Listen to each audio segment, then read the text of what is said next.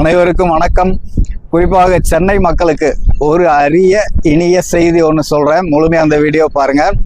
இப்போ பார்த்தீங்கன்னா நம்ம சங்க காலத்தில் கடையேழு வள்ளல்கள் அப்படின்னு சொல்லி கேள்விப்பட்டிருப்போம், படிச்சிருப்போம். பாரி வள்ளல் முதலான 7 வள்ளல்களை பற்றி கேள்விப்பட்டிருப்போம், படிச்சிருப்போம், கதையாக பார்த்துருப்போம். இந்த காலத்தில் இப்போ நடைமுறையில் அதுவும் நம்ம சென்னையில் அந்த மாதிரி ஒரு வள்ளல் ஒருத்தர் இருக்காரு, பலவிதமான உதவிகள் ஏழை மக்களுக்காக செஞ்சிட்டு இருக்காரு அப்படின்னு சொன்னால் நம்ப முடியுதா? அதுதான் உண்மை. வேற யாரும் இல்லைங்க, நம்ம வடசென்னை ராயபுரம் பகுதியைச் சேர்ந்த மனோகர பூபதி அப்படிங்கிற ஒரு தொழிலதிபர். சத்தமே இல்லாமல், விளம்பரம் இல்லாமல், யாருக்கிட்டே 5 பைசா நன்கொடையாக பெறாமல் தன்னுடைய சொந்த உழைப்பில் சம்பாதிச்ச பணம் மூலமாகவே எக்கச்சக்கமான உதவிகள், அதாவது அன்னதானம், தானத்திலே சிறந்த தானம் அன்னதானம் சொல்லுவாங்க. ஒரு பசித்த வயிற்றுக்கு சாப்பாடு கொடுக்கறது மிகப்பெரிய புண்ணியம். அந்த மாதிரி அன்னதானம் நூற்றுக்கணக்கான பேருக்கு சாதாரணமாக இல்லைங்க, தரமான சுவையான அறுசுவை உணவு தினமும் மதியம் வழங்கப்படுறது. அதோட பள்ளி படிக்கிற குழந்தைங்களுக்கு, ஸ்கூல் ஃபீஸ் கட்ட முடியாத குழந்தைங்களுக்கு பள்ளி கட்டணம் எவ்வளவா இருந்தாலும் சரியான முறைக்கு அவங்களே விசாரித்து நேராக போய் அந்த பள்ளியிலே கட்டணத்தை கட்டுறாங்க.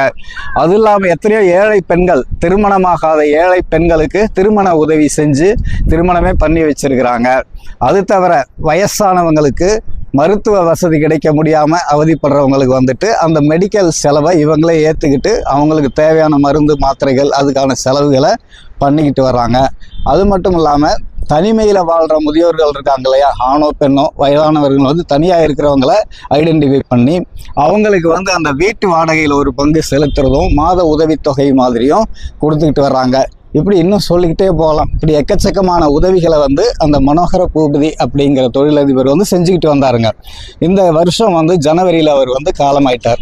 அதுக்கப்புறம் அவருடைய பையன் ஹரிபிரபு அது அப்பா பேரில் ஒரு ஃபவுண்டேஷன் ஏற்படுத்தியிருக்காரு. இப்போ புதுசாக தன்னுடைய அப்பா மனோகர் பூபதி செஞ்சுட்டு வந்த அந்த தர்மங்கள், தான தர்மங்கள், அந்த நன்கொடைகள் விட்டு போகக்கூடாது அப்படின்றதுக்காக, இன்னும் பல பேரை போய் அது சேரணும் அப்படின்றதுக்காக ஒரு ட்ரஸ்ட் ஒன்று ஆரம்பிச்சிருக்கார் ஹரிபிரபு. அவர் தான் அந்த ட்ரஸ்ட்டோட ஃபவுண்டேஷனோட தலைவர்.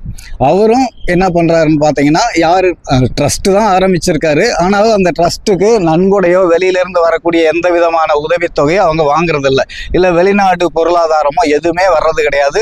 தங்களுடைய சொந்த நிறுவனத்தில் கிடைக்கிற அந்த லாபத்தில் ஒரு பங்கை எடுத்து தான் இவங்க இந்த உதவிகள் அத்தனையும் செஞ்சிட்டு இருக்காங்க. சென்னை முழுவதுமே, ஒரு குறிப்பிட்ட பகுதி தான் அப்படின்னு இல்லைங்க, சென்னை மாநகரம் முழுவதுமே வசதி வாய்ப்பு இல்லாத மிகவும் ஏழை குடும்பத்திலிருந்து படிக்கக்கூடிய மாணவர்களுக்கு கல்வி உதவித்தொகை, எத்தனையோ ட்ரஸ்ட் பார்த்துருப்பீங்க, நிறைய பேர் கல்விக்கு உதவித்தொகை பண்ணுறாங்க.